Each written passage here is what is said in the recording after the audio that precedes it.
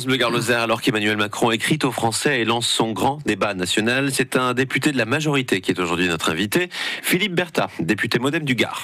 Bonjour. Bonjour Philippe Berta. Ça passe ou ça casse cette fois avec cette lettre, ce grand débat qui est lancé. C'est carrément le mandat d'Emmanuel Macron et finalement celui de votre majorité qui est en jeu, non ? Non, je pense qu'on ne peut pas aller jusque-là. On est quand même dans un pays avec des institutions, avec des règles. Nous avons élu un président pour 5 ans, donc ce président est là pour 5 ans. Maintenant, il va falloir effectivement trouver les moyens pour que le travail à effectuer puisse l'être, dans les meilleures conditions et avec l'assentiment de la majorité.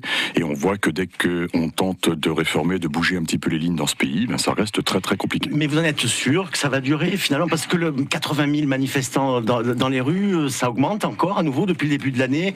Il y avait des manifestations encore à Nîmes le week-end dernier. Est-ce que vous pensez que ça va permettre quand même d'aller vers autre chose, enfin ?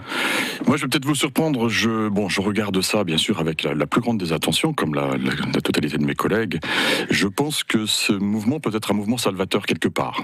En tout cas, dans sa première phase, dans sa première composition. Je crois que ce qu'on a vu à Nîmes ce week-end, on est parti sur autre chose. Il suffit de se rapprocher des services préfectoraux pour comprendre qu'on a réussi à assembler sur Nîmes, je dirais, des extrémistes qui étaient venus effectivement pour casser, point à la ligne. Sur le mouvement initial, moi je le trouvais très intéressant. Il arrive à ce moment-là, à ce moment de réforme, il aurait pu arriver il y a 40 ans, probablement. De grandes questions sont soulevées, et ces grandes questions, maintenant, il va falloir savoir si collectivement, on a le courage de s'y attaquer. Mais est-ce que vous y croyez finalement, parce que tout le monde doute de la réalité de ce débat sur le terrain ?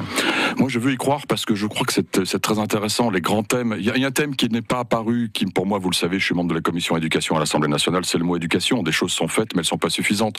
On voit bien que notre système éducatif n'est pas l'ascenseur social qu'il devrait être, alors qu'il est le seul modèle que je connais au monde, où jusqu'à Bac plus 8, vous pouvez non seulement faire des études sans dépenser un centime, mais en plus même en étant payé.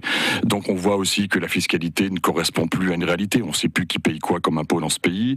On voit qu'on confond impôt sur le salaire avec impôt sur le revenu, et que tout sera reconsidéré. Et c'est pareil sur plein d'autres thèmes qui va falloir nos institutions, notre fonctionnement démocratique. Moi, je pense que c'est un moment démocratique majeur, passionnant, intéressant, à condition effectivement que nous le jouions sérieusement, sans débordement, et que tout le monde ait le courage de ce travail. En tout cas, il n'y aura pas de changement de cap économique. Dans sa lettre, le président le dit, et notamment sur ce fameux impôt sur la fortune qui a cristallisé un petit peu les débats ces derniers jours. Alors, la naïveté est déjà de croire qu'on puisse changer de cap économique comme ça, au bon vouloir d'un président de la République. Nous avons des règles communes, ne serait-ce qu'à l'échelle européenne. Nous avons des engagements par les Gilets jaunes, des engagements qu'il faut tenir. Oui, ça peut être annoncé. J'ai eu ce dialogue avec des habitants à Poux. Personne, effectivement, dans ce pays n'est capable de dire ce qui est payé par l'Europe. Et bien, je vais vous dire, heureusement qu'on a encore l'Europe pour faire vivre ce pays. Je prends le point de l'ISF. Je crois qu'il y a eu une gigantesque erreur de communication faite sur l'ISF. D'abord, il n'y a pas eu suppression de l'ISF. Il y a eu transformation sur un impôt immobilier. Quelle était l'idée ? L'idée, c'est d'essayer de mettre de l'argent dans notre système économique, en particulier en bourse, pour pouvoir soutenir le développement de petites entreprises qui, malheureusement, ne peuvent pas se développer comme elles le feraient, par exemple, en Allemagne. Ça ne s'est pas matérialisé en termes d'emploi, ne serait-ce que ça. Bien sûr, entre une décision et son application, c'est 2 ans. Alors, quand on remet en cause les décisions qui ont été prises ces 10 derniers mois, ça me fait juste sourire, parce que ça prend du temps. Et deuxième élément, il y a peut-être effectivement, moi j'ai toujours dit qu'il ne fallait pas supprimer l'ISF, parce que c'est un marqueur sociétal, et que c'était difficile à expliquer, et que aujourd'hui, étant supprimé, on a peut-être 2 solutions. L'une qui est une proposition locale de quelqu'un que vous connaissez bien, que j'ai lu ce week-end, de Jean Matout, effectivement, qui propose, pourquoi pas, de créer un emprunt obligatoire pour ces grandes fortunes, pour aller abonder la BPI et mettre de l'argent dans notre économie. Une autre proposition que j'ai lue ce week-end qui me paraît intéressante, c'est effectivement un impôt qui viendrait abonder uniquement le problème majeur aussi qui nous guette, qui est le problème environnemental. Mais voilà, il va falloir effectivement réfléchir et évaluer. Ce qui manque dans ce pays, c'est de l'évaluation sur toutes les décisions qui sont prises, et c'est ça que je regrette, moi, en tant que député. 7h54 sur France Bleu Gard-Lozère, nous recevons ce matin Philippe Berta, député Modem du Gard. Il faut que les espérances dominent les peurs, écrit le président Macron dans cette fameuse lettre qui est publiée ce matin. C'est beau, mais est-ce que c'est réaliste ? Et puis c'est ça le fond du problème, la France a peur, pour reprendre un terme utilisé par un confrère il y a plusieurs décennies de cela. Oui, la France a peur, mais c'est pas la France qui a peur, c'est le monde qui a peur. Aujourd'hui, on regarde en dehors de nos frontières, on voit bien que ça va mal.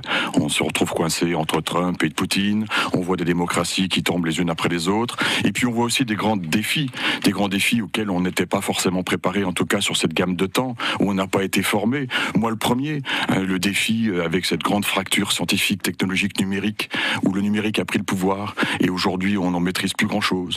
C'est ce grand défi majeur sur la biodiversité et l'environnement, où la question qui se pose, elle n'est pas de savoir, elle est peut-être tout simplement de savoir est-ce que nous passerons les années 2050. Donc oui, on a peur, on a légitimement peur. Et on ne peut croire en rien également. C'est ce que l'on lit effectivement sur les commentaires, sur les réseaux sociaux. On ne croit plus les journalistes, on ne croit plus les politiques, on ne croit plus à grand-chose finalement. Oui, on est dans un moment de rejet très fort, et je voudrais, puisque vous parlez du monde des journalistes qui est le vôtre, juste m'y arrêter une seconde, parce que moi, en tant que politique, je ne peux pas accepter une seconde que le rouage démocratique majeur que vous constituez a pu être aussi maltraité, et vraiment avec des images, mais aussi sur une dizaine pratiquement de situations, que ça soit à Pau, que ça soit ce qui s'est passé sur le monde journaliste, mais que certains ici, dans ce pays, soutenus par d'autres, dont on voit à peu près qui ils sont, et probablement aussi par d'autres venant de l'extérieur, c'est-à-dire de l'extérieur du pays, s'amusent à jouer avec notre République et notre démocratie. Il faut que les gens en soient conscients. Il y a effectivement, il y a la beauté du mouvement, il y a la beauté du mouvement des Gilets jaunes, et puis aujourd'hui, enquisté dans ce mouvement, il y a des gens dont le dessin est tout autre. Et tout le monde pourrait vous le parlez de la France Insoumise et du Rassemblement National notamment. Oh, ils ont une propension à mettre de l'huile sur le feu, effectivement, parce que l'un veut mettre le système Maduro en place, et vous voyez le résultat au Venezuela, et l'autre, j'ose même pas dire quels sont ses référentiels. Donc oui, on veut mettre en péril notre système démocratique, et je voudrais quand même rappeler qu'à la fin de la fin, le mot-clé, la valeur la plus essentielle, et tous ceux qui ont connu une situation autre peuvent en témoigner, ça reste quand même la liberté. Philippe Berta, donc on retient de cet entretien que vous croyez tout de même à la réalité de ce débat qui va se mettre en place. Vous y espérez en tout cas. Oui, mais écoutez, 40% des gens sont prêts à y participer. C'est énorme. On ne sait même pas comment on va pouvoir les recevoir. Et puis surtout, moi, je suis très heureux de voir nos maires remis en activité. On a discuté beaucoup avec eux pendant ces vœux, et ça va être un moment démocratique intéressant. Et c'est vrai que sur son organisation, il y a encore beaucoup de choses à observer dans les jours qui viennent. Merci Philippe Berta, député MoDem du Gard, d'avoir été notre invité ce matin.